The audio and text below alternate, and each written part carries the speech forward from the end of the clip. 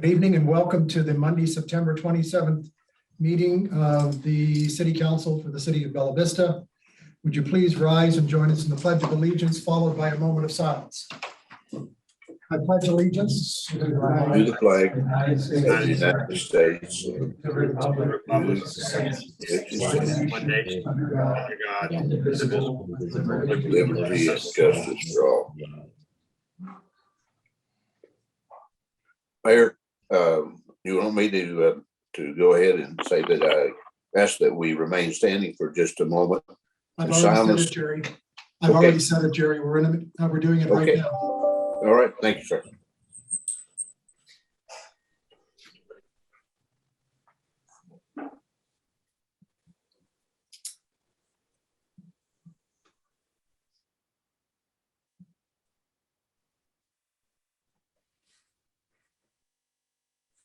Thank you. I'm sorry, I didn't know if you were waiting for me. Okay, we'll do roll call of council. Councilmember Flynn. Here. Fowler. Here. Burke. Present. Wilms. Here. Snow. Here. Councilman Wozniak is out of town. Okay, thank you. The next is citizen input. Please be advised that the policy of the municipality that there will be a 3-minute limit per person. And at the beginning, will you please state your name and address for the record? And I'd like to publicly acknowledge the written comments that we have already received from Mr. Larry Kelly and Mr. Mike Warner. If you wish to speak, would you please hold up your hand using the icon that says raise hand, and I'll acknowledge you and ask you to speak.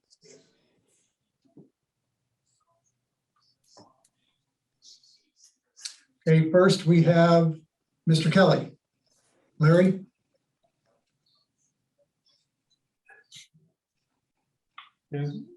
Oh, there we go. Can you hear me now? Yes, sir. Very good. Well, thank you, Mr. Mayor, for mentioning the letter that I'd sent to City Council and to yourself. I have visited quite a bit more since I sent the letter, and I know that in its present form, I think there are many people that have some concerns. When I send a letter, it actually represents the Realtors Association and conversations we've had with the Home Builders Association and others.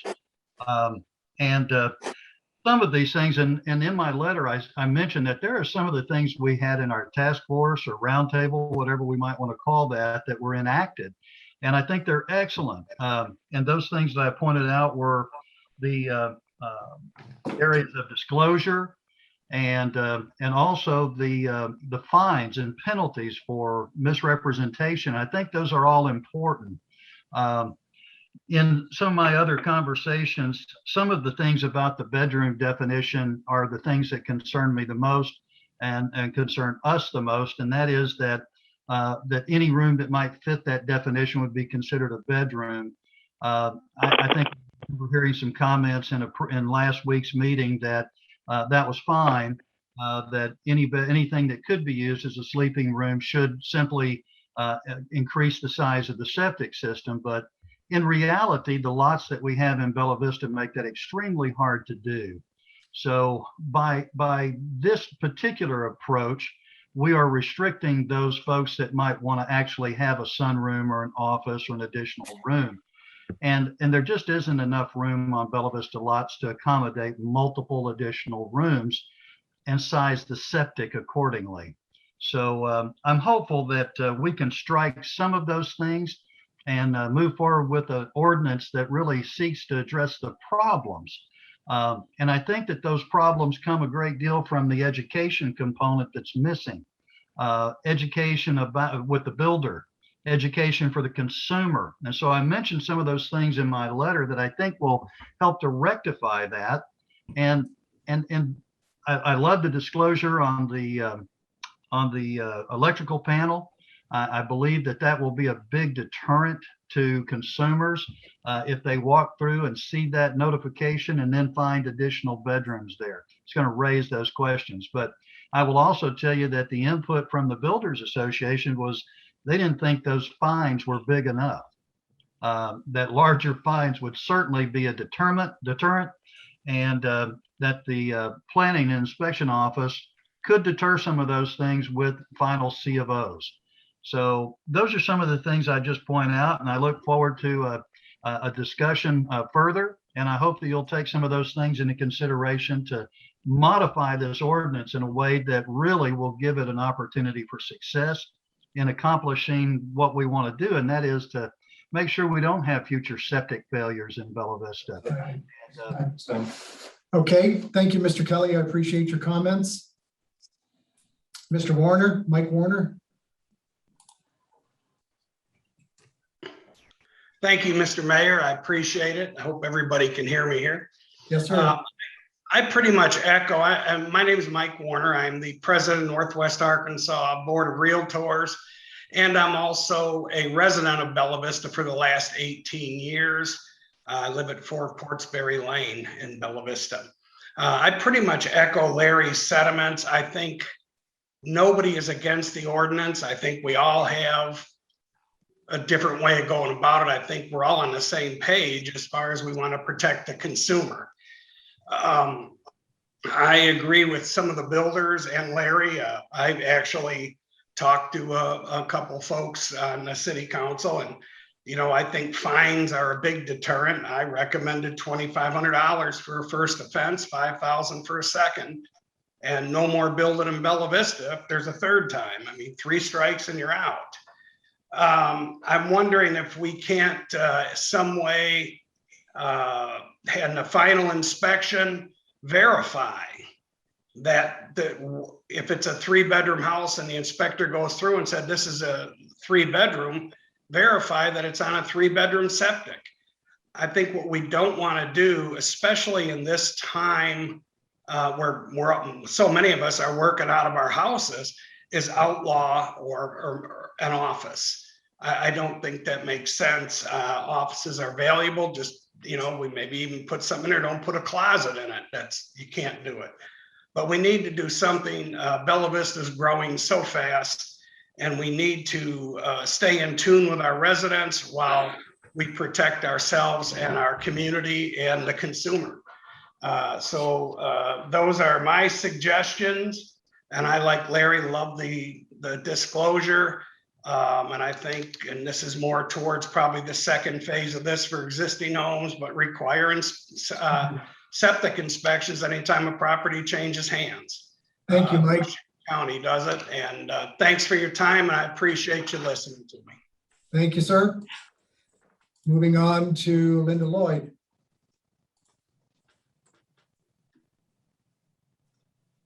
Linda, you're muted. There we are.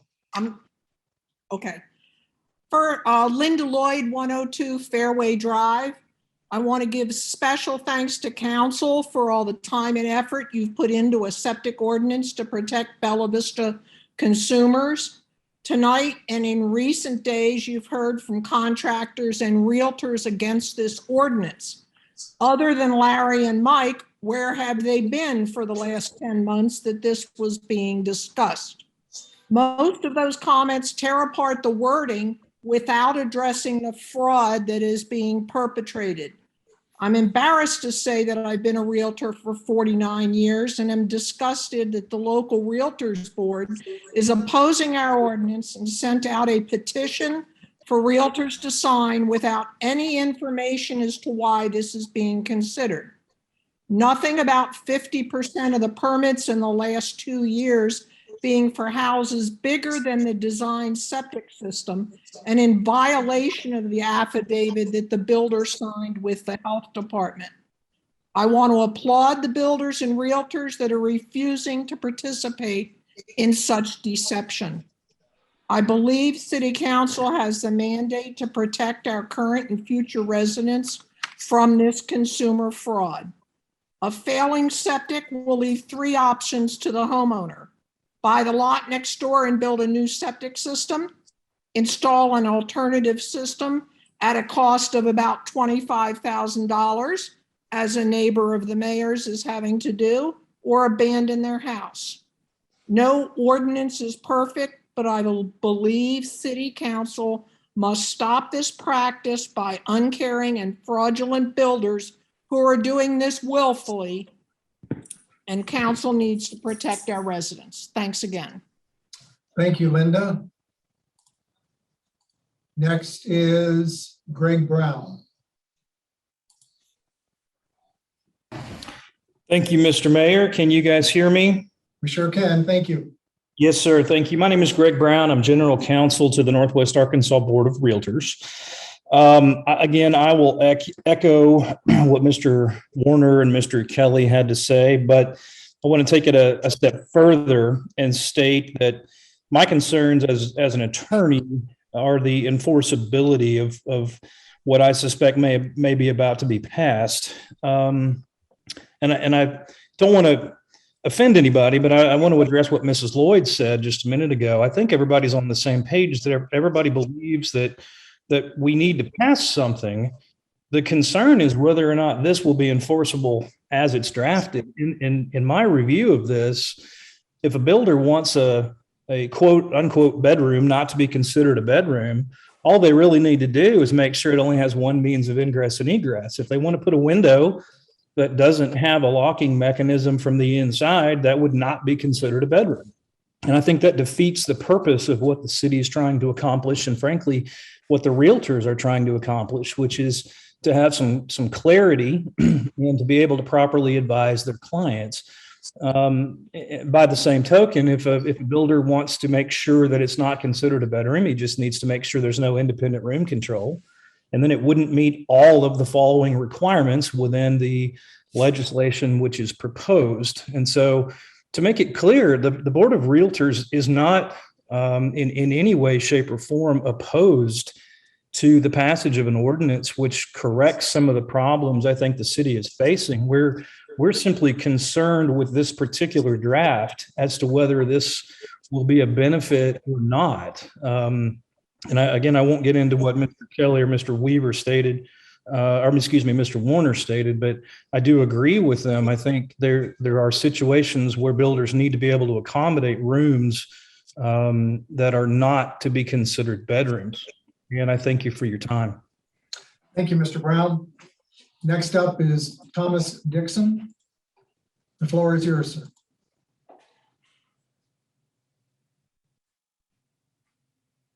Mr. Dixon, you're muted. There we go.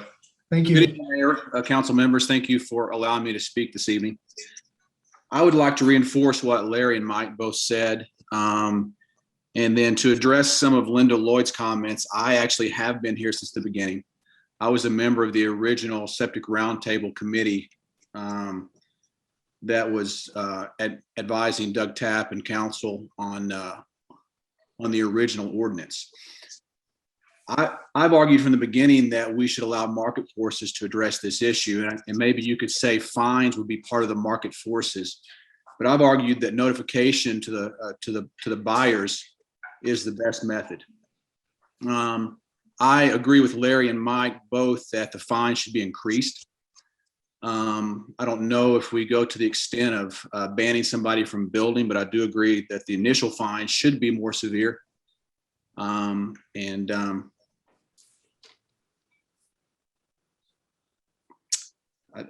think that's probably my only comments tonight, just to really reinforce what Larry and you know, I also want to make sure that we're not doing the proverbial throw the baby out with the bathwater. I want to make sure that in an effort to, you know, identify and stop, I think, the small number of builders who are violating the septic rules, that we're not punishing homeowners. You know, as a builder in Bella Vista who's been building for approximately 17 years, I built approaching 200 plus houses in the village. Competitive fairness is very important to me. I do want to make sure my competitors are following the rules and the laws as they exist, but I also want to make sure that I'm not punishing homeowners. You know, I want to be sure that they can build the house that meets their lifestyle.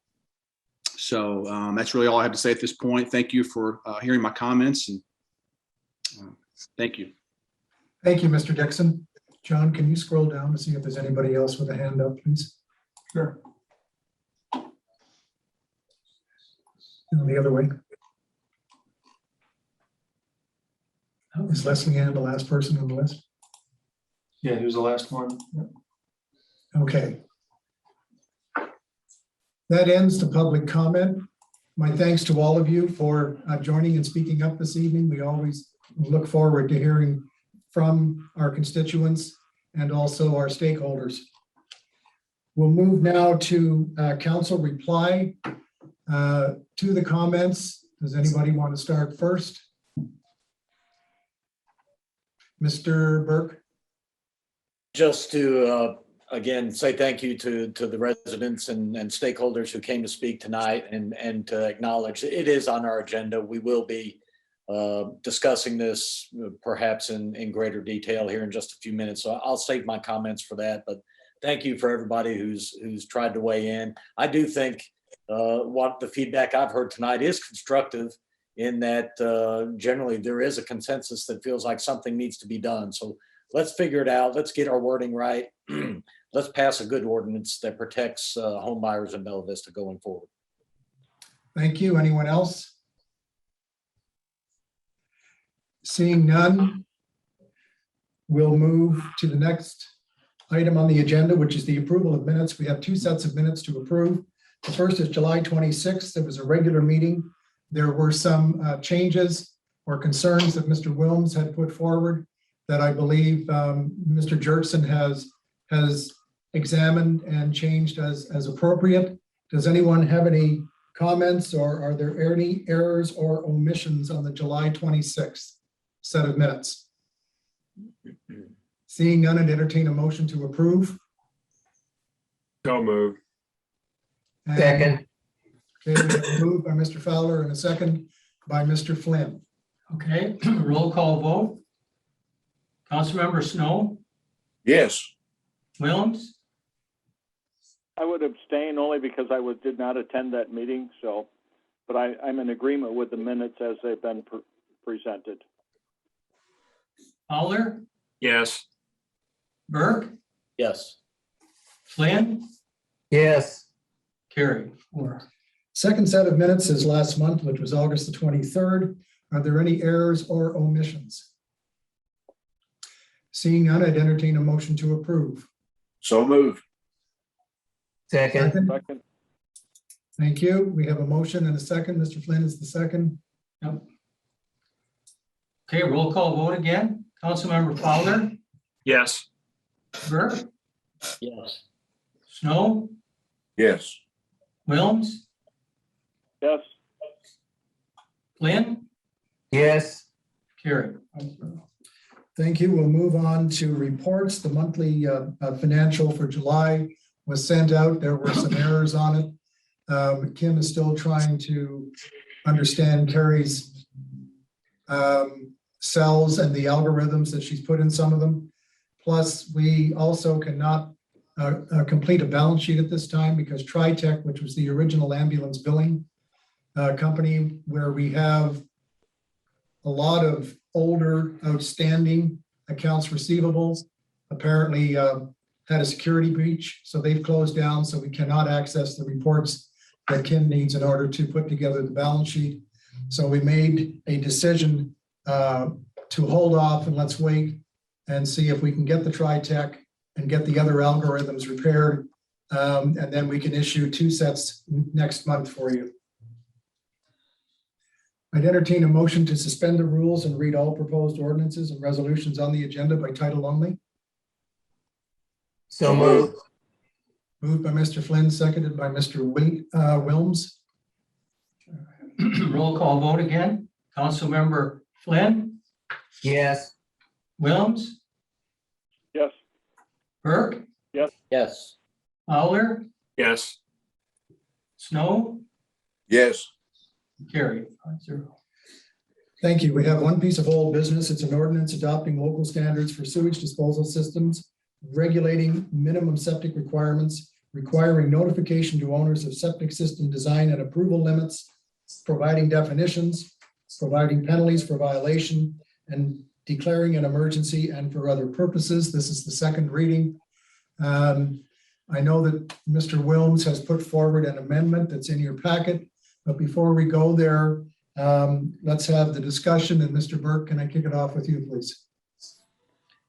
Okay, yeah, we're trying to get this right, and I did want to hear from of any of the work had been done since last time. I think when we last discussed this, we had one version of the ordinance in the public packet, and then I think there was a late version that came in and had some adjustments, corrections, improvements, if you will, that people were asking for. So I think we've got that cleaned up now. This current version that we're looking at is one that I still am struggling with a little bit. And I feel like, certainly given some of the feedback that we heard tonight, that there's room for improvement here. I guess one more round from Doug Tapp, if we could, Doug, on where we're at. I guess my understanding is the roundtable hasn't met again. Some feedback that we've gotten is they felt like it ended rather abruptly. They weren't sure where it was going. There was good momentum and good progress. And I'm feeling uncomfortable about some of the feedback that we're getting, that people feel like that process kind of dropped. And what would we say in response to that? Is there room for us to clean some of this stuff up? We're on second reading tonight, and I'm still uncomfortable with the stuff on the front end of this. And I wonder how comfortable you are, Doug Tapp. Mr. Tapp? Thanks, Mr. Burke. And I also want to thank all the builders and real estate agents that have spoken tonight and who participated in our roundtable discussion. I'm certainly open to another one. We had several of those, and I felt like that the feedback that we received was taken and put into this ordinance. And once Mr. Williams introduced his version of the ordinance, I felt like we were good to adjust it from there without meeting again, but I'm certainly open to meeting with that group if needed. I think, or I would invite each of you to come by the office here and sit down and look at some of the plans that Mr. Williams and I have looked at, just to help clarify the intent of the ordinance, and just to show you a lot of the gray area of the 400 plus permits that we've issued this year. Over half of those plans came in with more bedrooms than the health department septic affidavit had on it. So there's certainly an issue that needs to be addressed. But I think the intent of this ordinance is not to do away with sunrooms, dining rooms, offices, when they are positioned on the house plans off of the living room, off of the kitchen, in those areas, the main area of the home. And I've got something here I can, if John will let me share the screen. I think the intent of the ordinance is to get rid of rooms in the house. For instance, if you look at a house plan on the right side, there's a hallway with a bathroom in the middle and 3 bedrooms in that hallway. 2 of those are labeled bedroom and 1 of them's labeled office, closet. And you can just click share. We know that that's going to be used as a bedroom. That's what we're trying to stop. Okay, We're not Doug, trying to stop. Yes, sir. John says if you hit share screen. Okay.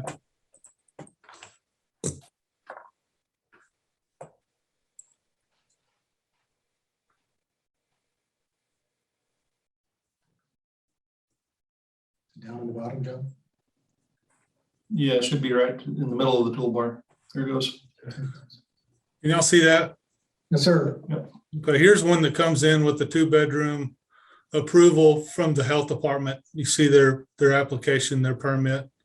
And I apologize. I had the personal information on these edited out before council. And when I closed that earlier to get rid of the edit, it took it away. So this is all came into office and is public, but just wanted to show you a couple of things. This is the house. It says proposed 2-bedroom on the plot plan. You can see the size of the septic in relation to this 4-bedroom house and how there's not much room to increase the septic field there. But this house plan actually came in to us like this. You can see 4 bedrooms labeled on the plan, and this is pretty common. We get this pretty often. So it comes in with a 4-bedroom house plan, 2-bedroom health department septic permit. We deny it, get in touch with the builder. They come in and alter the plan to look like this. They change one to a spare and one to an office. And in this situation, we know that that office is going to be a bedroom. And then the house gets listed on the MLS as a 4-bedroom. So that's what we're trying to stop. We're not trying to do away with sunrooms and offices. You know, here's one that I just got in the last couple days, and I think that this is a result, or could be a result, of word that an ordinance is being looked at, in which the definition of a bedroom could be altered. If you look at this plan here, you'll see a master over here at the top left, a bedroom number 2 in the top right. You come down the hallway, there's a full bath on the right, and then you've got a walk-in closet right here next to a bedroom next to a room that's labeled study. So you can see how easily this could be altered after we do a clear to close, after we do a final inspection.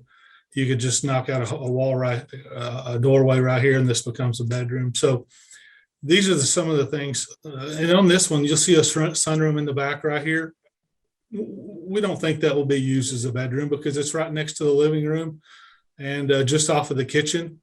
And then the front foyer right here, the entry to the home to the left. So you come into the living room and hook around the corner. You've got barn doors into a dining room.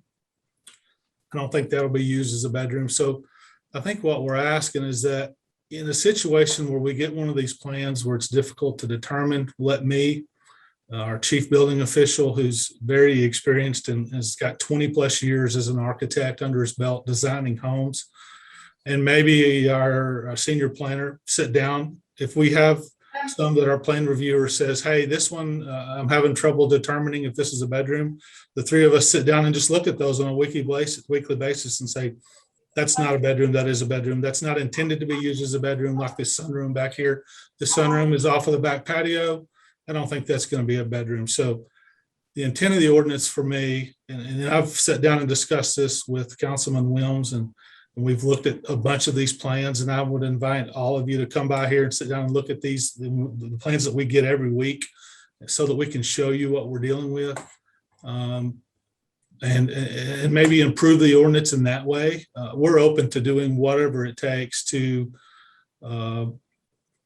keep builders, real estate agents, appraisers, bankers, septic designers in line with, what we're trying to approve on these permits and protect the buyer. So I'm going to stop sharing the screen now and can answer questions if you have them on that. Doug, thank you for resetting us there. I hear you 100%. And I think the kinds of practices that you've talked about are pretty shady at best. But I am struggling to see how this wording is going to allow us to prevent it from happening, because there was a lot of interpretation on your part, and I think you have the qualifications to do that. But I don't think we've been able to state it clearly in our ordinance so that everybody understands this is what we're not going to allow. Okay. Mayor, can I speak? Yes, sir. My Zoom cut out when we started the discussion of this, so I had to log back in, so I didn't hear a little chunk there. Number one, Mr. Wilms offered an amendment, which is in the packet. It's a strike through an underlined version, which shows what's deleted and what's added. I believe he wanted to move to amend to this current version here on second reading. But let me, just from a legal perspective, if I can respond to a couple of things I've heard. Number one, we could never adopt an ordinance that had a $5,000 penalty. The law won't allow, state law won't allow us to do that. Number two, the enforcement of this is not going to be, it could be, but the primary enforcement of this is not going to be through the issuance of citations and the issuance of a fine. It's going to be the denial of permits for non-conforming applications. So it's going to stop this from happening, or it will require conformance. It's not that they're going to come and go ahead and build the house and someone moves in and we say you violated this rule and you get cited and fined $5,000 or even $2,500. So that, I mean, it does have a penalty and a fine for violation, but I'm telling you, that's, as a practical matter, that's probably never going to come up. Now, I would say that assuming Mr. Williams still wants to offer his amendment, which I believe he will, the proposed fines in there have been increased. So that's a part of what you will see. So, but the main enforcement of this is going to be through denial of permits. Now, in terms of what we have to have objective criteria by which to inspect against to know whether or not a permit should be approved. As the government, we can't be in a position of having this amorphous, well, it kind of looks like standard, and then determining on a case-by-case basis, we don't think that'll be a bedroom. This one probably would be. We have to write down criteria. So when I would say this in support of the draft is we do have objective criteria. Now, what one of the public, Mr. Brown said, who I spoke to on the phone here a while back, that's exactly correct what he said, and that is someone could come in and alter an application or set a plan to where it's just going to not fit one of these categories, and then therefore would not necessarily fall under the purview. That happens now, it will continue to happen. So whenever you have a criteria, you're going to have people try to skirt around the edge of it in order to not have it apply to them. But let me also offer this. You do have a building code and fire code in place. So it's going to require certain things be constructed. And so if they did not, if, for example, they didn't put a window in order to keep it from meeting a definition, I think it's a case, and I bet Mr. Tapp or someone that knows more about this, it couldn't be listed as a bedroom legally pursuant to the building code because it wouldn't meet that definition. We're not even talking about septic. So I think they would have a listing problem with that, even if they're still going to be reducing the number of bedrooms. So I think that may address your issue in terms of occupancy, but I'm going to let the technical people address that a little bit more. And I guess the other thing I was going to add is this absolutely, I heard another comment that it bans offices. I don't know who's reading that, but it does not ban offices. The problem is if you want to have this many rooms in a house and they meet the definition that is being proposed for a bedroom, it's going to have a bigger septic system. And the issue is you're not going to be able to build as big of a structure on these lots as you can and fudge as apparently you can now, which is the heart of your problem. So anyway, I'm going to leave these are all policy. A lot of these are going to be policy considerations for you, but we absolutely have got to have criteria for what's going to constitute a bedroom. We can't, quote unquote, fix an ordinance by making it vague. That will make it unenforceable and unconstitutional. So you've got to have some standards. And I just wanted to add that. And then Mr. Williams, I don't know if you want to move your amendment or not, but I don't, you may have already, but I did see where you tried to call me and ask me that question. So that would be the way we would need to propose to move forward on that, Mr. Williams, if that's what you want to do. Mr. Williams, do you want to speak towards your amendment? In relation to that, I think I would move that we bring in the proposed amendment as our document. I'm not sure what the nature of the motion should be. It's just a motion to amend. So pursuant to your amendment, which was in the packet. Okay, I would move that so that we have something firm to talk about and discuss. It brings in all of the features, takes away some of the gray areas that were in the draft previously. Okay. All righty, I've got a motion on the floor. Do I have a second? Second. Second, Mr. Flynn. Motion from Mr. Williams to amend as presented. Is there any further discussion before we vote? Yes. Yes, Mr. Burke? you know, I feel like we have common ground pretty much across the board with the buyer protection, the buyer inform. That part I'm comfortable with. And I thought, as I was listening to Mr. Kelly, I thought what he was going to say is yeah, we're going to have a hard time. I'm trying to picture Doug in the office and him doing almost like, it seems like hand-to-hand combat with people. Is he just going to be able to tell them, no, you're not permitted to build a 2-bedroom house with an office? I don't understand. Well, I could, maybe I could How help a play little out. bit. But on the, so you've got, of course, the motion is on the motion to amend it. So really, I guess the discussion at this point, Mayor, should focus on the changes. And so Correct. those are the additions and deletions. And certainly I'm willing to answer broader questions. I don't want to sidetrack from the amendment at this point, but, and this is just on the motion to amend. It'll still be on second reading if you approve the amendment. Okay, so let's keep the discussion at this point.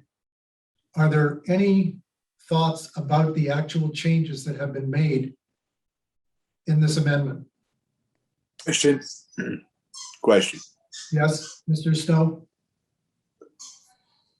On the definition of a bedroom, if the first sentence, and I don't know if I have got the correct version of the amendment or not. I know there's like several different copies floating around and I'm not The one that was in your packet, Jerry.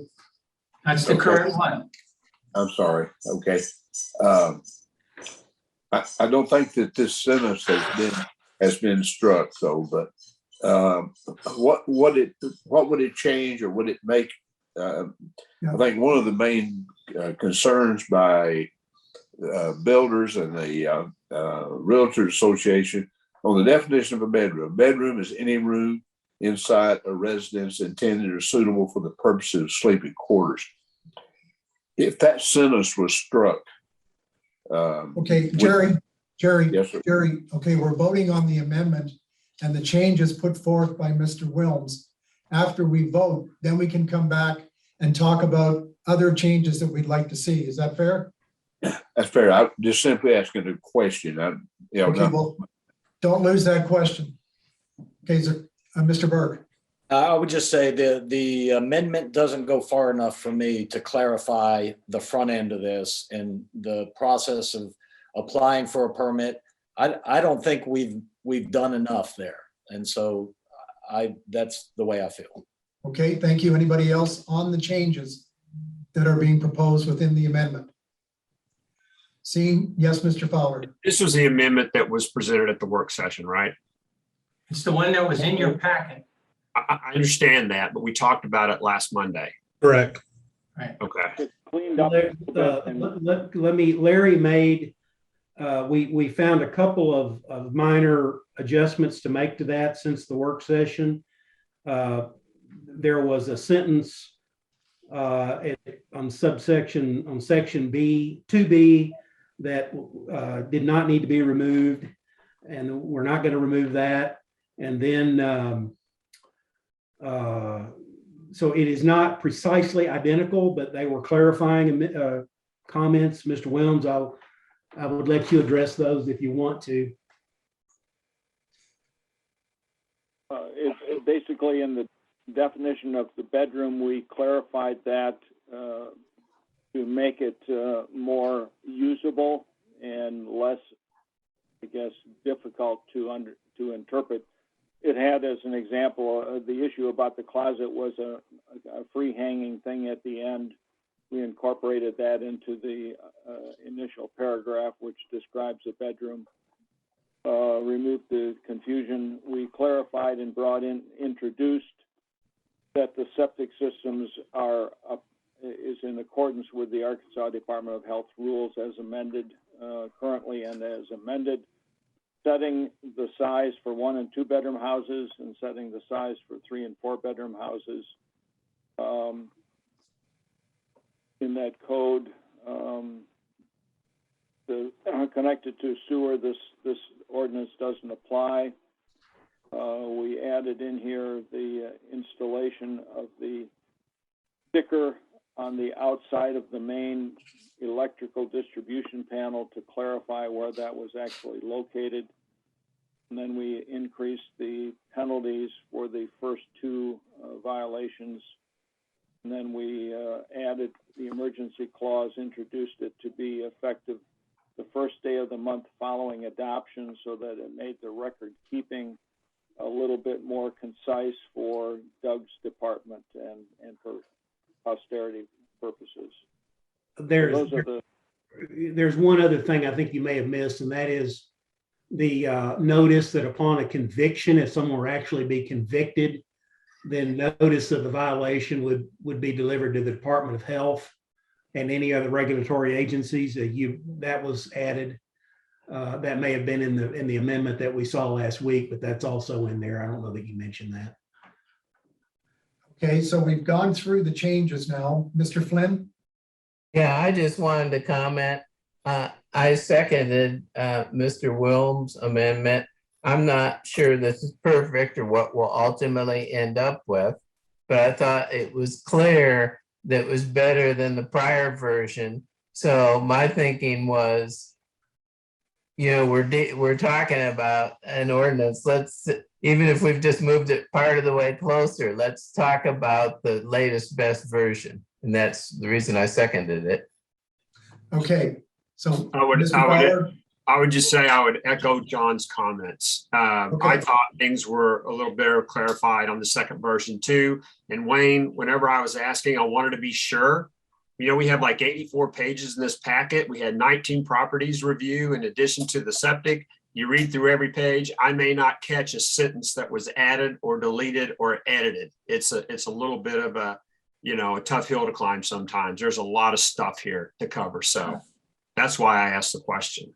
That's for sure. Okay, so now can we get to the vote, and then you can put your comments. Yes, Mr. Burke. Yeah, just a quick comment to say, I appreciate Councilmember Flynn's comments that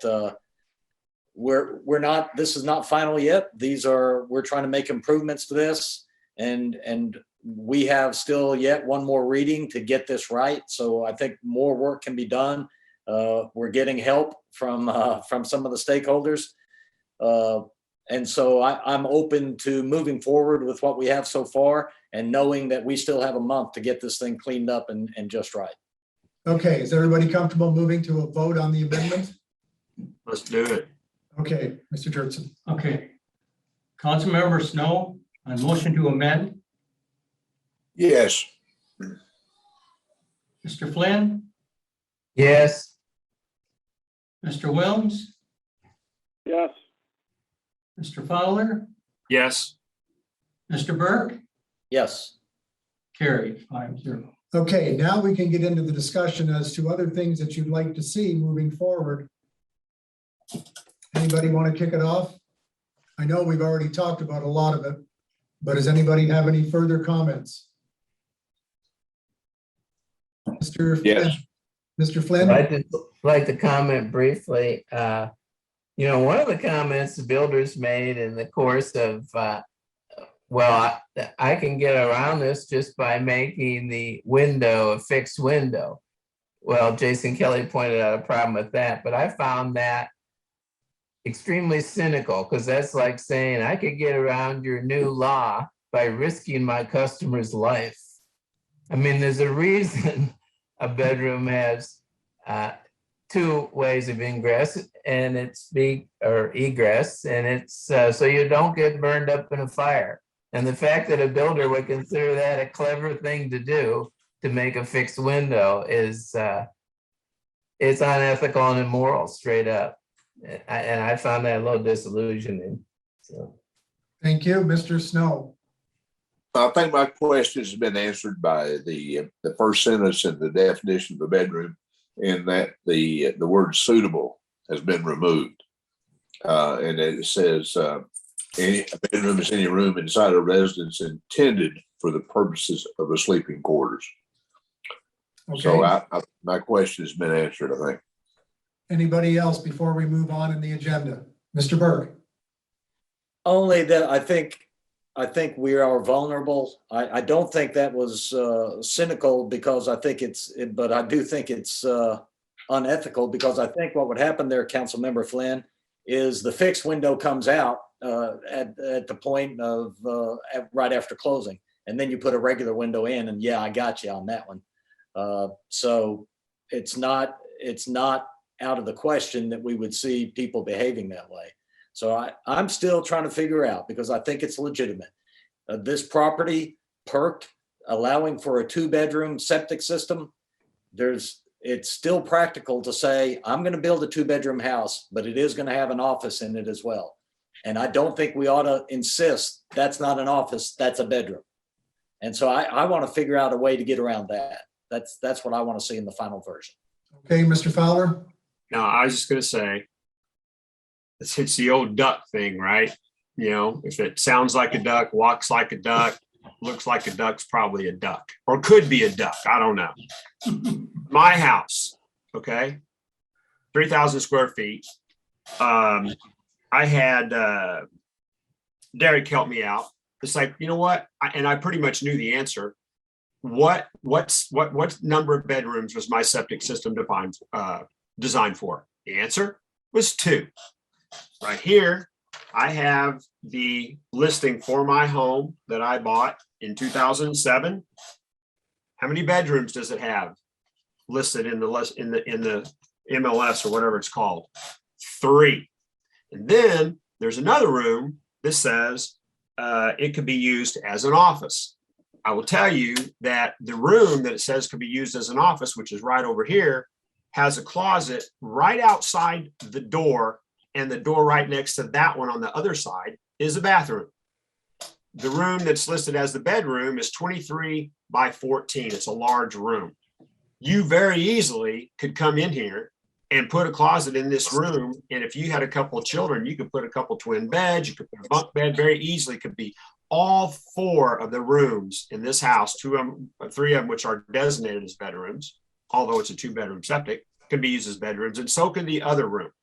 So what we're looking at is not, you know, on current builds, I'm thinking about future generations of whoever may move into that home and the protection of those people. So maybe it is an office for the first family that moves in, and that's legit. The next family that moves into that, maybe it's an office and that's legit, or maybe it's a workout room. But then the 3rd generation that moves in, we have all these young families with children moving in now. So you have a realtor coming into a home that's 2-bedroom and an office, but they come in and go, look, you had 2 bedrooms, but this 3rd room that was maybe used as an office prior can easily be a bedroom, right? So those are the issues we're running into. So it's a generational thing. And it's also a situation where we need to think of Bella Vista's health, safety, and welfare in terms of environmental problems that we may have that could unfold into the future that could even cause us bigger and greater problems. I actually think that in this ordinance, it does a good job of defining what a bedroom could absolutely be. And that is how we need to look at it. It's just pretty black and white to me. Now, as far as the builders are concerned, and you know what, I have nothing derogatory, negative to say, anything like that. But I think a majority of the homes that are being built in Bella Vista right now are spec homes. They are not generally, I mean, there are certainly people coming here and building their dream home or whatever. I don't know what size lots that they're looking at to do that, but they can come here and build their dream home. Just make sure you have a lot that's large enough to handle the septic system that you're going to need. As far as the spec homes are concerned, man, baby, they're burning and churning. They are making some money on these things. And I guess my answer would be, if you want to build a home that has 2 bedrooms and another 1 or 2 that are office and a workout or whatever, then and you know you're going to need a larger septic system in order to do that, buy the lot next door. Lots are not expensive in Bella Vista. I don't mean to cut into your profits, but we have health, safety, and welfare issues here, and we need to address them, and we need to come to a solution, and we need to fix it, and we need to fix it soon because of how quickly we're growing out here. We can fix some of the other stuff, how realtors present the homes and things like that, and how to make buyers aware, et cetera. That's kind of like another thing. But right now, we need to get this situation fixed because we're building so many homes so quickly that could definitely be issues. And I'll tell you right now, I know several homes whose septics failed, and they had to go and either go onto POA property, or they had to use the lot that they had next door, and go to Cooper Communities and get permission, to go across their easement. I may have to do that in the future. I'm a little concerned about it, quite honestly. I've got a lot next door that I'm holding on to. I may consider developing someday or whatever, but it's like, you know what? I better hold on to that lot, because I could definitely have some issues with it. I had another point I was going to make, kind of went off the top of my head right now, but that's kind of like where I am with it right now. We've got a problem and we need to fix it. Okay, thank you, Mr. Burke. Councilmember Fowler, that was helpful to me. I appreciate that. That helped me quite a bit here. But there's a way that this problem could be solved simply, but I need Jason's help to see if it's practical at all. And that seems to me, if your property perked for a 2-bedroom and that's the most you can put in the septic system, is there a way we can legislate that going forward, no matter what they built, they have to market that house as a 2-bedroom house? Well, we couldn't dictate that no matter what they did. I don't. I mean, unless you want to adopt if you want to get into. There's an option. I'm thinking out loud, and that's a dangerous thing to do. If we are allowing structures too big for our residential zoned lots, we might need to look at structure size in terms of the zoning on those lots. That's one thing I would say. The second thing I would say is this, and I said it before, that example that we just saw from Mr. Tapp of that application to the health department that said 2 bedrooms, and then we get an application which is different. The health department should get greatly offended by that, and they should be enforcing and taking serious action against people coming in with those applications, particularly if they're coming in with those applications and they are intentionally wrong. I'll leave it at that. I don't know that that's the case on that particular application or not. That would need to be determined through due process. But as your city prosecutor, let me tell you what the legal challenge is. I'm more than willing to prosecute someone for lying on that application to the health department, or if they're swearing an affidavit, that could potentially even be a felony offense if they're lying in a sworn statement. But that offense is not occurring in the city of Bella Vista. They may be a builder in Rogers or in Bentonville or out in the county submitting an application to an office in Bentonville that's for the state, and they're not doing that in the city of Bella Vista. So that part of it I can't even really do anything with. But there are prosecutors that could, and it could be that, and I think the health department would love for us to do all this heavy lifting, but I'll be honest with you, they need to be doing this. These are their applications. There are homes beginning built out here that are far exceeding their definition of what a bed. Their definition is very broad. Their definition just says it's any room inside a residence intended for the purpose of sleeping quarters. And I believe Mr. Tapp told us about when they learned about one of these, they took action immediately. Maybe we need to be talking to them more. Maybe that solves the problem. I don't know. But in any event, we can do this and we can handle this. I wish they would do more. And maybe they would. We need to talk to the right people at the state health department. But I don't, getting back to your question, Mr. Burke, if we want to say only 2 bedrooms houses be built in Bella Vista, well, there's probably some way to do that, but someone's going to skirt around the rules and call it a study. And then we're going to be back to where we started. The problem is they're building houses that are too big.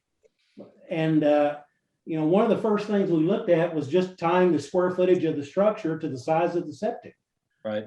And I see some people, they're playing games with it. They're playing games with Doug Tapp.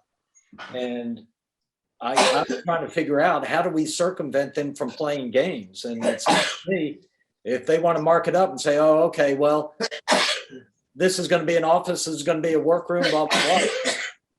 You can only market this as a 2-bedroom home because that's all the septics allow. That's all the septic system was designed for and approved for, a 2-bedroom home. You must market it that way. You cannot market it as a 3-bedroom or a 4-bedroom. I think Okay. there are practical issues for them. When I say them, I mean an agent or even a private, or if it's not involved, if it's a transaction not involved, it's a for sale by owner even. But if they're listing a house with a certain number of bedrooms, and it's not that legally, there's probably some recourse now. It would probably be in the nature of litigation, civil lawsuits. It's not necessarily something that we would go write them a ticket for, but I think there's some legal recourse in place now. I can't speak for every circumstance, and I will just tell you, and I'll quit talking. I'm talking too much, but it doesn't matter what we can come up with and talk about this forever and end up with words on paper, and someone will do something to get around it. Every law that's ever been written, that's what lawyers do for their clients. Okay. So I was going to let you know that is going to happen. Okay, Mr. Wells? I think the time has come when we need to quit kicking the can down the road. We have a problem in Bella Vista. We've attempted to identify a mode of solution, hence the task force that Mr. Tapp put together of builders, real estate agents, and other folks. What we have here is a reduced version of what we ended up with in that task force group. We've taken out things that were in that draft. As an example, the definition of a bedroom comes largely out of the International Residential Code. I know the city has in place, or at least I understand they do, the IBC, the International Building Code, is a part of the guideline that's used by Doug Tapp's group. I don't know where the International Residential Code fits in there, whether it's a part of that or not, but largely the definition of a bedroom comes out of that code, annotated for clarification by other accepted practices. So what we had is a reduced scope. We had 10 items before. I think we got 7 or 8 in here now as the definition. It cleans it up. It takes out some of the arbitrary stuff that was in there. And it's not really arbitrary, but abstract stuff that we didn't really need. So we boiled it down, thanks to Jason. What we have then is largely was a consensus of the task force group that we brought forward in a slightly boiled down manner and reformatted and repackaged in a different way. I think that I've read the comments from Mr. Kelly, his 4-page letter. I've read those from Mr. Lewis that was sent to us by the Home Builders Association. And they're asking us to dilute it and pass the buck by not putting in some of these requirements. And as I see this thing, and in looking at a number of building plans with Doug that are being considered now, and looking at it in the perspective of what this ordinance would do, we see that floor plan layouts might have to change a little bit. Might have to change a little bit to take that second bedroom out of the common hallway on the other side of the bathroom, so that it's obvious that it's not going to be a bedroom in its purpose. Even if you call it an office, it's intuitively going to be a bedroom. So if you move it or configure the house floor plan differently, but provide for that same space, I think it will be perfectly. We looked at a number of plans where that was the case. There have been several builders that have approached and talked with Mr. Tapp about, well, what if I do this? Would that make it an acceptable use as an office, as a study, as a exercise room? And the answer was yes. So they need to be a little creative in terms of how they move it out of that bedroom definition and make it more practical in terms of use.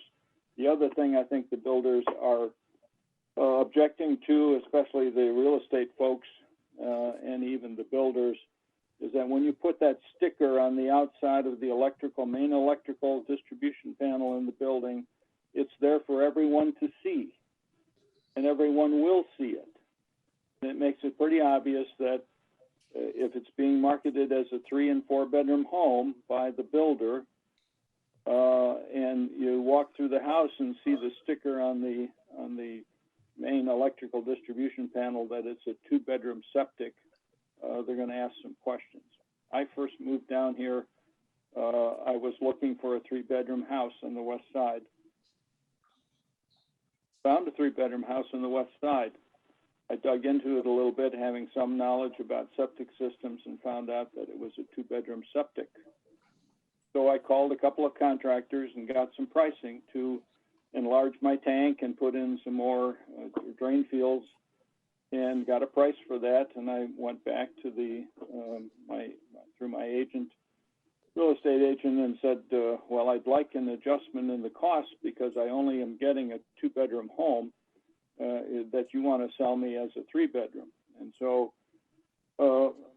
presented the adjustment that I was looking for. We went all the way through to the point of closing before we settled. The commission, unfortunately, came out of not the seller's pocket either. So it was a learning experience. But being a little bit more knowledgeable about septic system capacity and home sizes, I had some savvy to understand that. Having that sticker on the label of the panel is going to introduce that message even clearer to even those who do home building inspections for buyers, where they come in and they do the inspection of the building for its condition. So I think it will track. There are other means that Doug may or may not want to share at this point. It's preliminary in concept, but he's talked with his new employee, his new chief building inspector, and there's some thoughts there that we can introduce, but they may not be something that will be a palatable solution by some, but a definite solution to the problem. So I think we need to stop kicking the can down the road. I'm receptive to thinking or considering and welcome thoughts about how to improve this. If anyone has some, we'd be certainly welcome a meeting or a discussion about it, and we'll get back next time. Okay, thank you, Doug. So we don't keep going round and round, Doug Tapp. I would recommend that you have another roundtable and pull the troops together. If we're going to have more than 2 members of council on it, please make sure that Mr. Jertson is aware of it so that he can advertise to the press. I want to thank you for your comments. May I suggest we have health department officials at this meeting, either at the county office or a phone conference in someone at the state office, so that they're fully aware of this issue, because I think the state has a serious problem up here in Bella Vista. That's what I really think the problem is. Doug, but, I think. Yeah, we had 5 of them, 5 health department employees on each roundtable discussion, and they're aware of the problem. They just don't have a desire to look at house plans when they approve permits. Okay. Okay, well, we're not going to solve it here tonight, but good discussion. Thank you for your input. If agreeable, let's move on. I want to input from Mr. Warner, from the Arkansas Builders Association, and from Mr. Kelly. They're well thought and well presented. Would say that I don't fully agree with all of their ideas, but certainly can be addressed. Well, let's sit down and have a chat about it. Okay, thank you. Sure. Let's move on now to new business. The first is an ordinance amending section 109-36, Board of Adjustment of the Code of Ordinances of the City of Bella Vista to provide for the elimination of a separate Board of Adjustment and to provide for the Planning Commission to sit as a Board of Adjustment to exercise the function of a Board of Adjustment as provided by state law, declaring an emergency and for other purposes. And staff is requesting that we go to third and final. I believe, Mr. Lynn, we already have some outstanding applications that need to be addressed, hence the emergency. This is correct. Yeah, variances of different degrees, and after mass resignations unrelated to this ordinance on the BZA, This caused city to look at the opportunity of allowing planning commission to take over, and basically it's the same procedures as the BZA currently has. So we're not altering any procedures of how variance is considered. All that is in force. It just allows the planning commission, with persons who are on the planning commission, to assume all those duties and basically align. So planning commission would consider, they're already considering waivers. In many ways, the criteria that you look at for a waiver is very similar to the criteria that you look at for a variance in our city of Bella Vista code. And so we feel that they're duly prepared to take on these new responsibilities. Okay, thank you. Certainly, the Planning Commission is in favor of this. Staff is in favor of it. Many of our sister cities, with perhaps the exception of Centerton, has done this. And one key question that was posed to Mr. Kelly by a member of the Planning Commission was, if this doesn't work, can we go back to the way it was? And Mr. Kelly said, absolutely you can. So we had a good discussion about this at the work session. Does anybody want to add anything else before we move? Yes, Mr. Wilms. I guess before I did all of my research, and I'm not done with all of my research about this concept yet. My background and experience has been small and large communities. They've had separate Board of Zoning Adjustments and separate planning commissions. Sometimes a member or two would be common to both, but for the most part, they were separate bodies. They ran on separate schedules. They held separate meetings. And after coming to Arkansas, I've seen Centerton, who is our local community. They were under, well, they were a lot smaller than 9,000, but the 2010 census put them at 9,000. The 2020 census put them at 17,000. And they had a planning commission that assumed the responsibilities of Board of Zoning Adjustment as well. They structured it, however, as separate meetings, separate record keeping, separate minutes. So the body would adjourn, would meet, hold their Board of Zoning Adjustment activities, would adjourn, and then open the Planning Commission meeting and proceed that way. I've come across some other things. I talked with the Arkansas Municipal League, Jim Van, last name. He's the planner consultant for the Arkansas Municipal League. I talked with him at some length. He was familiar with the only large community that he knew of in the state that had single duty Plan Commission Board of Zoning Adjustment was Sherwood. They're over 20,000 in population. That was the only one he knew about. And I called the Regional Planning Commission, Northwest Regional, talked with Jeff and Tim Conklin down there. Tim Conklin and a lady from Garver had done training for our local Board of Zoning Adjustment in the spring of this year. And I pointed out to them some of the issues that were recited to me, causing a challenge for continuity of our planning and zoning operations. And he said that he was aware that Jonesboro has a joint planning and zoning group.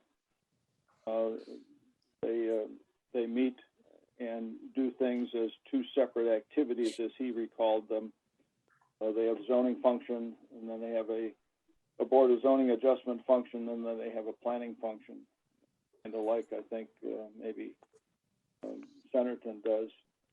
And then he said, guess what?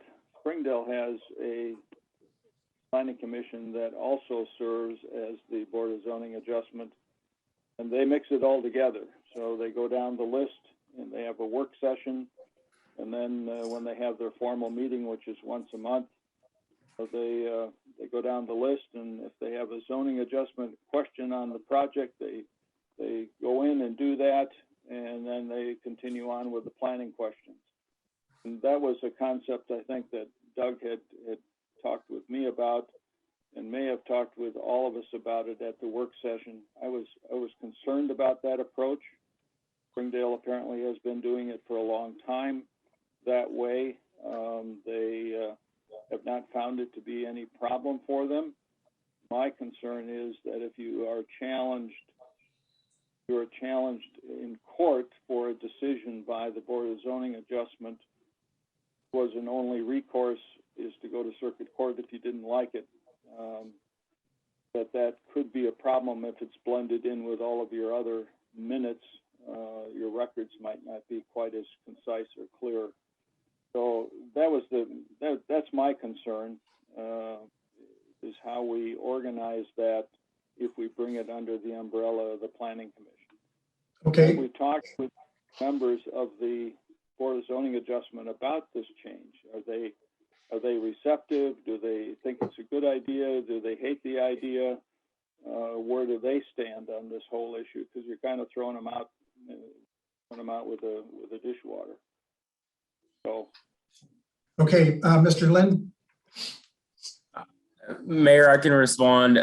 Mr. Williams, I appreciate those comments. First of all, highlighting how other communities throughout the state are doing this combined approach as allowed by the state ACA. We can add Rogers to the list. Rogers also does a similar approach in allowing their planning commission to handle variances. As far as just that last question, how did the BZA respond? I do think we have one of our remaining BZA members on the call. He reached out to me. He was actually, his written comments were in support of this change. He actually stated to me how evolution on these things happens from time to time. Supportive, and he looks forward to potentially applying to the Planning Commission when opportunities arise in the future. So as far as other comments, we've just had silence. We haven't received any negatives from other BZA members, and I feel that's correct to say that. Let's see.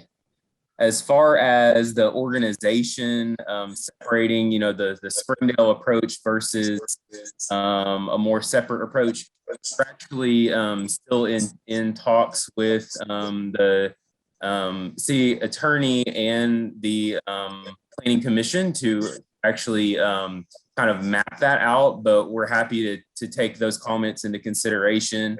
From a planning perspective,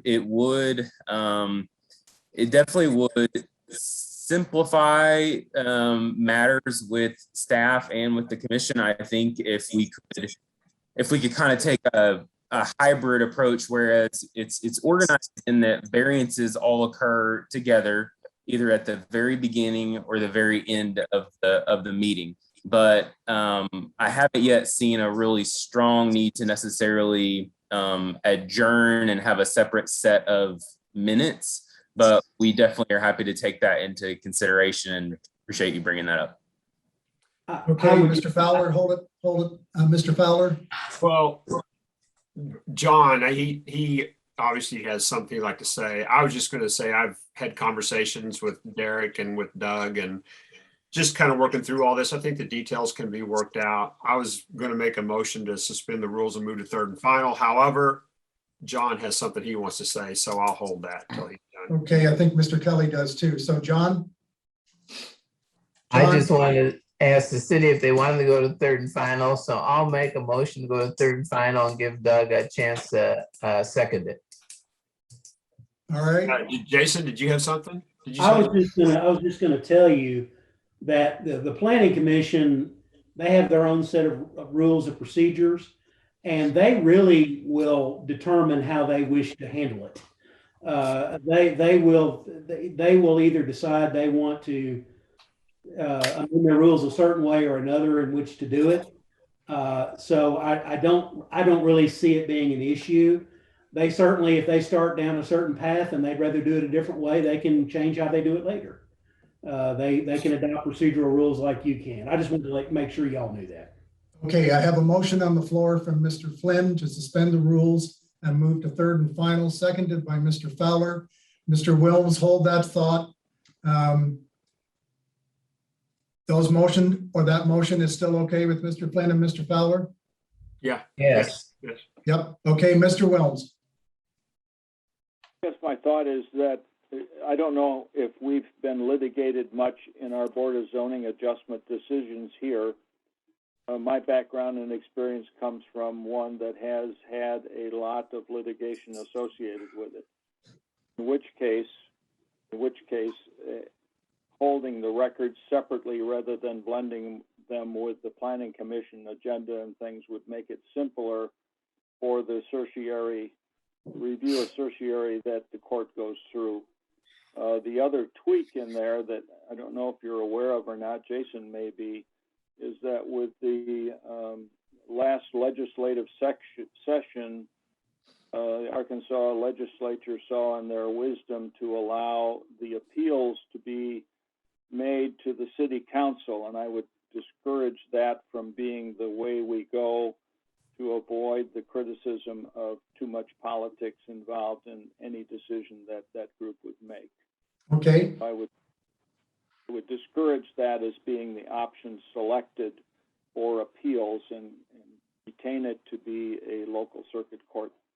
Well, that part would require an ordinance change. So your city code provides that decisions of the Board of Adjustment, let me back up. We would have to change our ordinance to provide that appeals from the Board of Adjustment go to the council. Otherwise, they go to the circuit court. So that's not a part of any of this proposal at all. That is true that the state did make that change, so the city could do that if it desired to do so. Generally, Board of Adjustment decisions are appealed directly to court. Planning Commission decisions have to go to the council first. So, and even still, if the Planning Commission sits as the Board of Adjustment, their Board of Adjustment variance decisions would go to court, not to the city council. So that nothing really substantively changes on that part of it. All righty. Thank you for the clarification. All righty. We have a motion on the floor.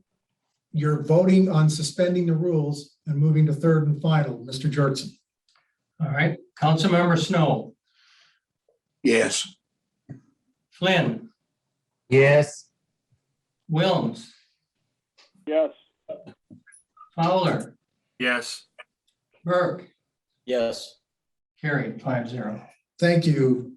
Third and final, amending section 109-36 Board of Adjustment of the Code of Ordinances of the City of Bella Vista to provide for the elimination of a separate Board of Adjustment and to provide for the Planning Commission to sit as a Board of Adjustment to exercise the function of a Board of Adjustment as provided by state law and declaring an emergency.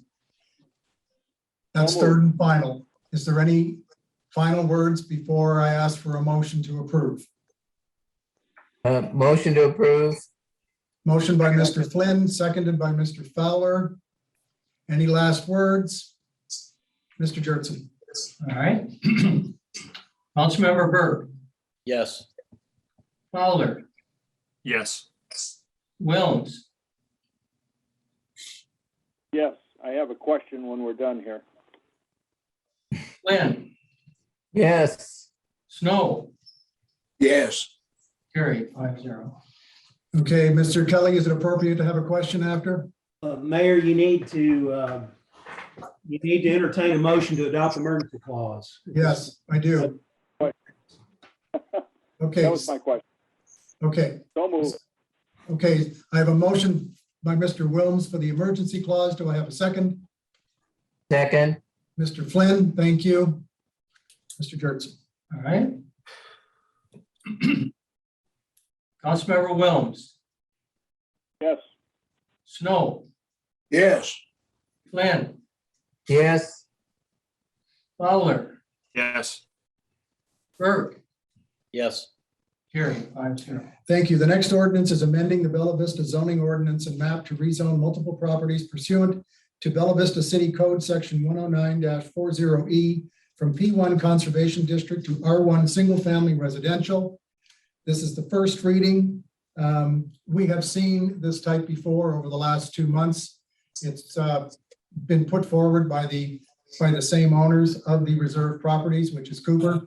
Mayor, it's very important on this. This is a city initiated rezoning. This was not an application by the owners. Correct. This one. Okay. Thank you.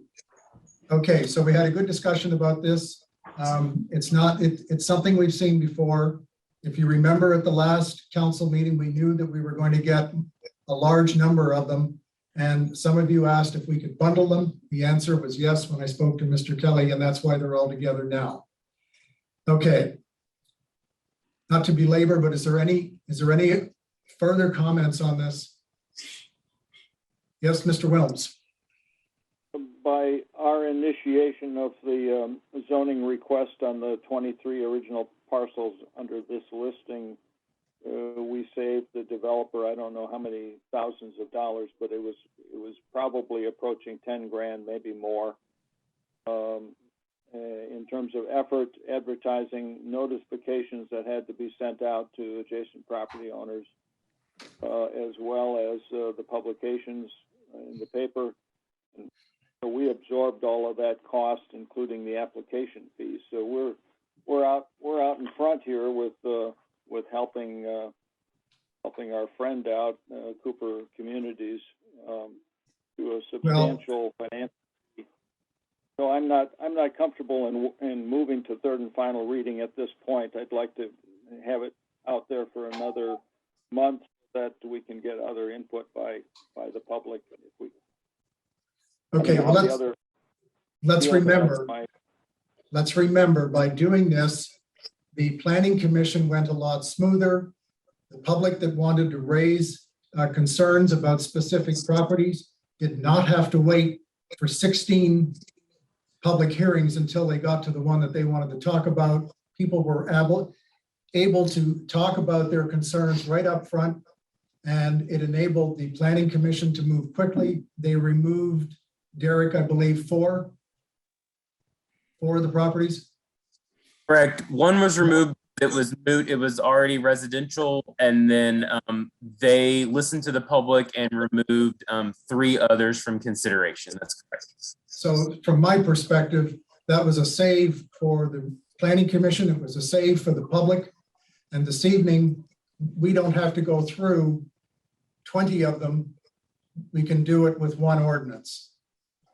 Okay. Is there any further discussion? I just Mr. had Fowler? Let John go ahead. Fowler? Oh, go ahead, Doug. Me? Yes. Okay. Yeah, so so I'd like to address just, what I observed and then, what I was thinking. And then, just a little bit of my perspective.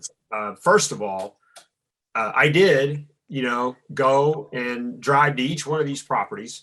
And I will say it is not an easy thing to do. It takes a lot of time. There's no map that takes you from A to B to C to D. You have to very laboriously find them all. As a matter of fact, I thought I was going to lose a tire in the front end suspension. I'm trying to say suspension on my truck. Yeah, easier said by somebody else. But so I went by all those properties, right? Looked at every one of them. And I'm like, you know what? Honestly, I don't have an issue with it. They're pretty straightforward. I understand. I've said this on past rezoning applications that have been made. I understand why these were made reserve properties, quite honestly. So now maybe rezone these as a package to R1. But I would just like to address that the situation that I was on. When I say I was listening to the Planning Commission meeting. And whenever Commissioner Farner asked, who it was that submitted the applications, and it was stated that it was the mayor, I think some people were kind of surprised. I thought I didn't consider that. And I know it's completely legal and it's fine and everything. But then they asked, well, why did the mayor do this? And there was no reply. And Mayor, I know you were on the call, and I didn't understand why you didn't speak up and say something. It was kind of uncomfortable. And that was because my speaker was not working on my computer. Okay. And that's why I addressed it at the work session. Go ahead. Okay, so immediately what I thought was, well, we have some other situations in Bella Vista that require some cooperation with Cooper, or at least cooperation would be nice.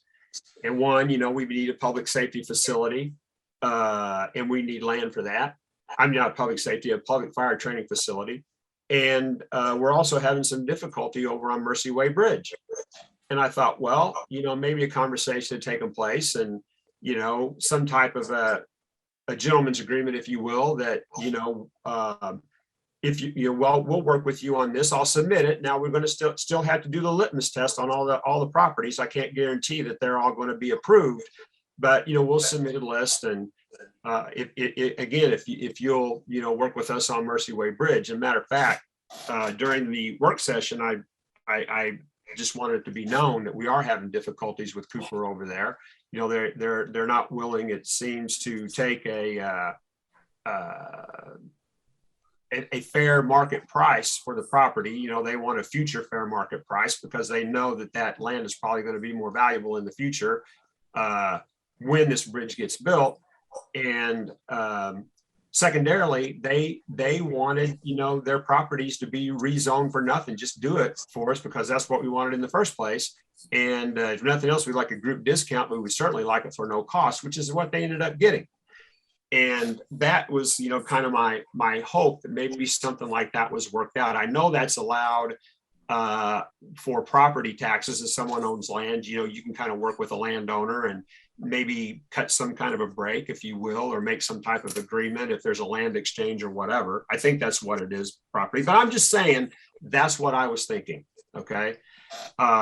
Apparently, that isn't the case, or at least that's my takeaway on it.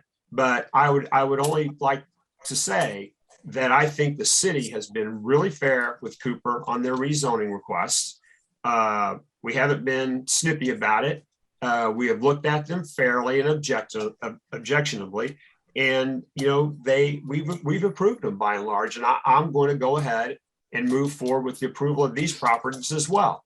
But I would just like to state again that I hope that's recognized by Cooper and they can work with us. And I'd also say on the Mercy Way Bridge that we got $6.5 million from the state, about $1.5 million or so from the Walton Family Foundation, and maybe some money from the city. But as far as that organization is concerned, they don't have any dog in the fight as far as a financial obligation, but they're more than willing to try to profit from it. And that profit comes from taxpayer dollars. The money just doesn't show up in the state treasury. And also, again, it was a Walmart Family Foundation, but I certainly would hope we'll get some cooperation from them because we're being fair with them. Okay, thank you. Anybody else? Okay, I'd entertain a motion to move to third and final reading. I'll move. Mr. Wilms, thank you. I'll second it. Mr. Fowler, thank you. Is there any further discussion? Okay, you're voting on moving to third and final. Councilmember Snow, Yes. Flynn, Yes. Burke, Yes. Fowler, Yes. Wilms, Yes. carried 5-0. Thank you. Third and final reading, amending the Bella Vista zoning ordinance and map to rezone multiple properties pursuant to Bella Vista City Code Section 109-40E from P1 Conservation District to R1 Single Family Residential. That was third and final. I'd entertain a motion to approve. Mr. Wilms? Motion to approve. Thank you. Motion. Mr. Fowler, second. Mr. Jurtson. All right. Councilmember Flynn, Yes. Wilms, Yes. Snow, Yes. Burke, Yes. Fowler, Yes. carried 5-0. Thank you. We'll move on to resolutions. The first is approving the mayor's appointment of Shelley Kerr to the Bella Vista Arts Council for a 3-year term ending April 22nd, 2024.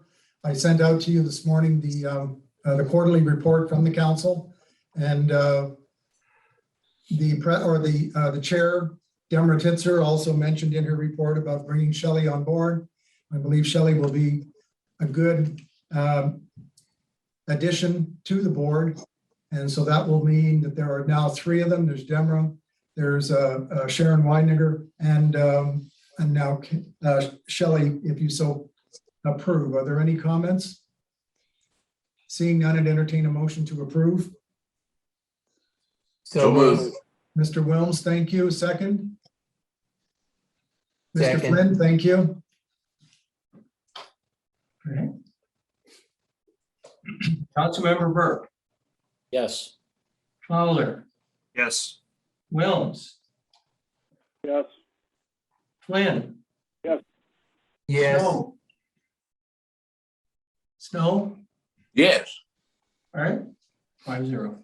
Thank you. The next resolution authorizing and levying the millage rate of ad valorem real and property tax for the city of Bella Vista, Arkansas for the year 2021 to be collected in 2022. This is a resolution that we pass every year. There has been no change in the millage, and we need to confirm that with the county. And this gives the county the authorization to collect on our behalf and then remit to us. Are there any questions at all? Seeing none, I'd entertain a motion. Mr. My Wells? comment is that it's good to see that we are not proposing to increase it. I don't know what the result of the sales tax question was in Pea Ridge. I know that there was certainly opposition locally, but I didn't follow the vote. But I think we're the same as we were last year and the same as we were the year before last. We're not proposing an increase, so that's good news. That is correct. Anybody else? Okay, I'd entertain a motion to approve. Mr. Wilms, thank you. Second. Second. Mr. Flynn, thank you. Wayne? Okay. Councilmember Snow, Yes. Flynn, Yes. Wilms, Yes. Fowler, Yes. Burke, Yes. carried 5-0. The final resolution of the evening is authorizing the mayor and city clerk to enter into a real estate contract with Mercy Health Systems of Northwest Arkansas Communities in the amount of $136,050 for the procurement of right-of-way necessary for the Mercy Way Bridge construction project. Mr. Tapp, do you have any words that you'd like to add? Sure, Mayor, thanks. I just would add that was the appraised value. The CEO of the hospital accepted that in the offer. And we do have one more real estate transaction that was only $2,000 that we're going to be proceeding with. So we'll have 2 go into closing, 2 that have been counter offered. And I believe another that has partially told our consultant that they're going to accept it, although we don't have that in writing yet. So making some good progress. So looking forward to actually getting the utilities moved when we get the majority of these closed. And to Mr. Fowler's point, the counter offers were the property from Cooper? One of them was, and then one of them's the gas station there on Mercy Way. Oh, fair enough. Okay. Are there any questions at all? Seeing none, I'd entertain a motion to approve. Mr. Wilms, thank you. Mr. Fowler, second, thank you. All right. Councilmember Burke, Yes. Fowler, Yes. Wilms, Yes. Flynn, Yes. Snow, Yes, sir. Yes. carried. Thank you. 5-0. Before I read the meetings and announcements, I just want to draw your attention to an email that Mr. Kelly sent out today about the governor's emergency proclamation ends on the 30th of this month. And after that, unless we pass an ordinance in the future, we will move into in-person meetings. Is that sort of a fair cliff notes, Mr. Kelly? Well, I don't know that it ends on the 30th. I know it's going to end before we meet again. And I think it ends at some point this week. So I don't want to represent it being exactly the 30th. I haven't gone back and double checked.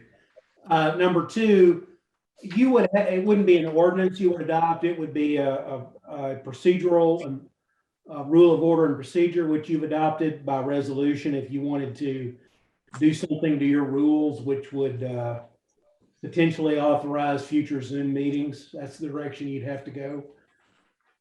Okay, thank you. Mr. Flynn? I'd just like to say, Mayor, I think as things stand right now, I think it's okay to meet in person. I have the sense of several of our council members would be happy to meet in person.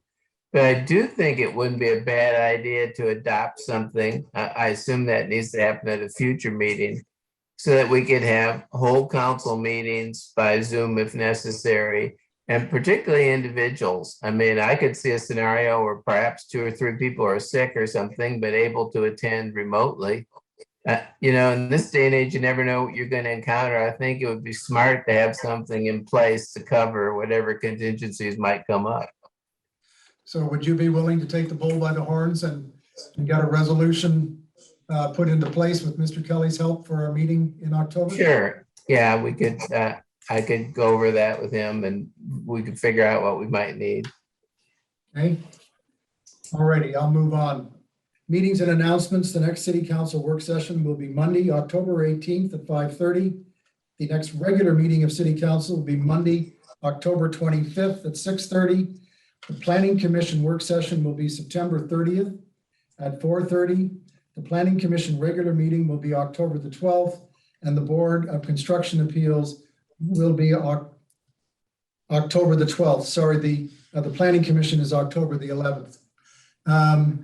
As you know, we're cutting the ribbon on the bypass on Thursday. And if anybody wants to join me, I'm going to be watching 71 outside City Hall and hopefully going to see a much needed decrease in the traffic, especially the semis. Also, just so everybody in council is aware, the fire department paramedics are tentatively planning a booster shot clinic at St. Bernard's on October the 6th. Stay tuned for more and for finalization. But I know that Chief and his team are looking at the possibility of doing this. Mr. Fowler? I'm just asking, just because you brought it up, that the ribbon cutting. So I haven't been down there maybe 3 or 4 days. The exit going south on what will now be I-49 off the exit off on Walton Boulevard. How long until that is open? Do we have an estimate on that? They're saying they'll have it all ready by Friday. Friday the 1st.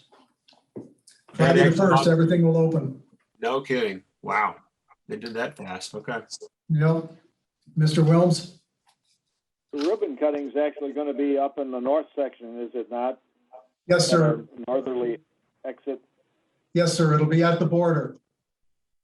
So they will open it up beyond Rocky Del Hollow, so you can drive with the 1.5 miles or so up there to the border, and that's where everybody will congregate. Bring your umbrellas. It looks as though it's going to be wet. My understanding is that the ribbon cutting is on Thursday. The grand opening of the roadway is actually not until Friday or That's Saturday. correct. Yes. Do we need to public notice this as having more than possibly 2 councilmen up there?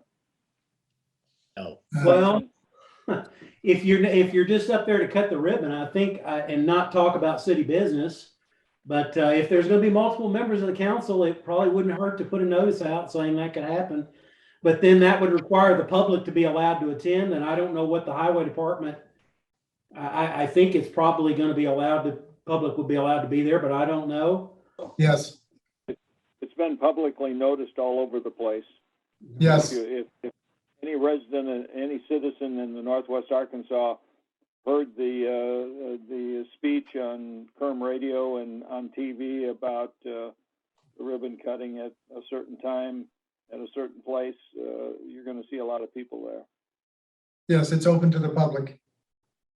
Just act like you don't know me, just like you do now. Yeah, all right. I think the governors of Arkansas and Missouri are going to do most of the talking. I think they're going to be the ones doing the talking. So I believe you're right. Thank you for participating this evening. And yes, John? Sorry to extend things. A quick question about the booster. I assume there's a Pfizer booster, and I Yes. assume we're communicating that to the public. I think only people who had Pfizer are supposed to get the Pfizer booster. Isn't that correct? At the moment, that is correct. And we will be sending it out on the city text network that Cassie maintains, but we need a little more planning and make sure that we have the times nailed down. Sure. Good. Okay, All right, thank you. everyone. Thank you. Good Good night. night.